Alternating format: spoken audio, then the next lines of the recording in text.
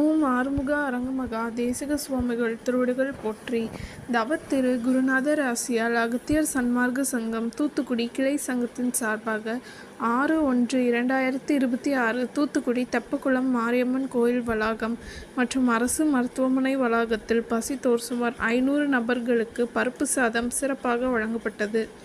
வழங்கியவர்கள் SRM transport owner திரு R. Shankar மற்றும் அவரது புதல்வர் செல்வன் ராம்குமார். அன்னதானத்திற்கு பொருளுதவி செய்தவர்களும் தொண்டு செய்தவர்களும் அவர்கள் குடும்பத்தாரும் எல்லா வளமும் பெற்று சிறப்புடன் வாழ வேண்டுகிறோம்.